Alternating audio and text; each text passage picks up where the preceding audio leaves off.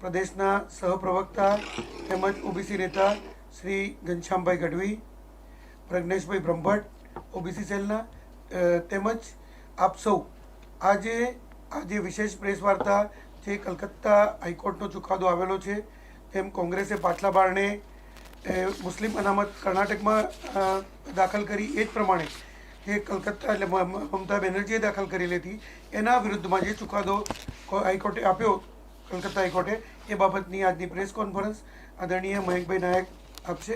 હું મયંકભાઈ નાયકને વિનંતી કરીશ કે આપ સૌને સંબોધન કરશે. નમસ્કાર. આજની આ પ્રેસ વાર્તામાં ઉપસ્થિત આદરણીય યમલભાઈ, યજ્ઞેશભાઈ, ઘનશ્યામભાઈ, પ્રજ્ઞેશભાઈ તથા સૌ પત્રકાર મિત્રો, આપ સૌ જાણીએ છીએ તે પ્રમાણે પશ્ચિમ બંગાળની અંદર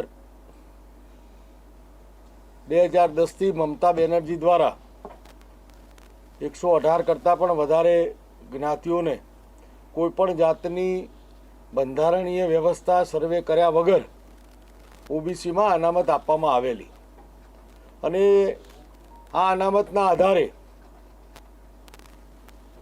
કોઈ કોર્ટમાં જતા હાઈકોર્ટે આ અનામતના અમલ ઉપર સ્ટે આપ્યો છે કે આ અનામતનો અમલ થઈ શકશે નહીં.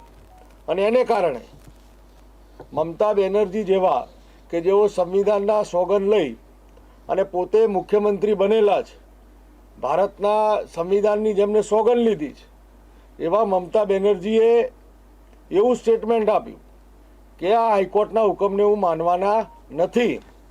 એટલે જે પ્રકારે અત્યારે ચૂંટણી ચાલી રહી છે અને ઇન્ડી એલાયન્સના પૈકીના મમતા બેનર્જી અને આખું ઇન્ડી એલાયન્સ જે પ્રકારે તૃષ્ટિકરણની રાજનીતિ કરી અને પોતાના વોટ બેંકને સાચવવા માટે કરોડો ઓબીસી લોકોના હકને વંચિત રાખી અને કોઈ એક ચોક્કસ સમુદાયને લાભ કરાવવા માટે વોટ બેંકની રાજનીતિ કરવા માટે જે પ્રકારે મમતા બેનર્જી અને આખી ટીમ પ્રયત્ન કરી રહી છે એને હું સખત શબ્દોમાં વખોડું છું.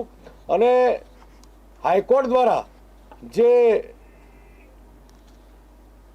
આપણને નિર્ણય ચુકાદો આપવામાં આવ્યો છે એ ચુકાદાને આવકારું છું અને એ ચુકાદાને અમલ થાય, એ ચુકાદાનો અમલ થાય અને આવનારા અત્યારના દિવસોમાં આ જે અનામત આપવામાં આવેલી એ અનામતનો અમલ ન થાય અને જે જરૂરિયાતમંદ છે એવા લોકોને આ અનામતનો લાભ મળે એવી હું સરકારશ્રીને પણ વિનંતી કરું છું. આ એવી માનસિકતા છે કે આ દેશના બંધારણ ઉપર ડૉક્ટર બાબા સાહેબ આંબેડકરજીએ જે બંધારણ બનાવ્યું છે એ બંધારણ ઉપર તરાપ મારવાની વાત છે. એટલે આવી તૃષ્ટિકરણની રાજનીતિને હું સખત શબ્દોમાં વખોડું છું અને એમને હાઈકોર્ટના આ જે નિર્ણય આવ્યો છે એને હું આવકારું છું. ગુજરાતમાં પણ ઓબીસી અનામત સંદર્ભે હાઈકોર્ટના અને સુપ્રીમ કોર્ટના જજમેન્ટના આધારે તમારી જ ભાજપ સરકારે કમિટી બનાવી હતી. હજી સુધી એનું અમલીકરણ થયું નથી. સુપ્રીમ કોર્ટે કહ્યું છે કે તમે યુનિટ બેઝ અનામત આપો, સરકાર એ માનવા તૈયાર નથી. 2 વર્ષથી ઓબીસી સમાજ ગ્રામ પંચાયતોમાં સભ્ય બનવા માટે બેસી રહ્યો છે. ચૂંટણી જ નથી કરાવતી ભાજપ સરકાર તમારી. એમાં તો ત્યાં કેમ બેવડી નીતિ અપનાવો? જ્યાં સુધી સ્થાનિક સ્વરાજની ચૂંટણીમાં 27% અનામતની વાત છે ત્યાં સુધી આપણે સૌ જાણીએ છીએ કે એના સર્વે, એના જે ડિલિમિટેશન જે તે વિસ્તારમાં ચાલુ છે અને એ દરમિયાન આ લોકસભાની ચૂંટણી આવવાથી એ કાર્ય થયું નથી. પણ ટૂંક સમયમાં એ કાર્યને આધારે આવનારા દિવસોમાં ચૂંટણી પણ થઈ જશે અને અનામતના આધારે થઈ શકશે. ઝવેરી પંચે જે રાજ્ય સરકારને રિપોર્ટ સોંપ્યા પછી પણ કેટલીક બંધારણીય કામગીરી જે સીટોની ડિલિમિટેશનો છે, કઈ સીટ ઉપર કઈ જગ્યાએ અનામત આપવું, એની પણ જે ચૂંટણીની વ્યવસ્થા હોય છે એની કામગીરી સરકાર લેવલે ચાલે છે. અને દરમિયાન લોકસભાની જ્યારે સામાન્ય ચૂંટણી આવી હોય ત્યારે એને પ્રાયોરિટી ગણી અને આ ચૂંટણી આવનારા સમયમાં ટૂંક સમયમાં થશે. 100% અમે રજૂઆત કરીશું. નાયક સાહેબ, કદાચ દેશમાં ગુજરાતમાં સર્વપ્રથમ ઓબીસીમાં મુસ્લિમ સમાજનો સમાવેશ થયો હતો અને જે તે વખતે માધવસિંહ સોલંકી સરકારે મુસ્લિમોનો ઓબીસીમાં ગુજરાતમાં સમાવેશ થયો હતો અને એ હાલ પણ ચાલુ છે.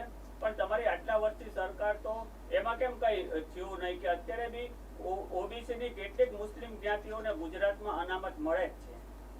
એટલે મુસ્લિમોને અનામત નહીં આપવું એવું નથી, પણ મુસ્લિમોને જ આપવું વિરોધ ત્યાં છે. જાતિ આધારિત અનામત આપી દેવી જે બંધારણમાં ઉલ્લેખ નથી, એના સામે અમારો વિરોધ છે. તમે જે કહો છો 118 લોકોને જ્ઞાતિઓને આપણે આપી છે, બધી મુસ્લિમ જ છે? હા, 118 જેટલી મુસ્લિમ જ્ઞાતિઓ છે. હાજી, આભાર સૌનો.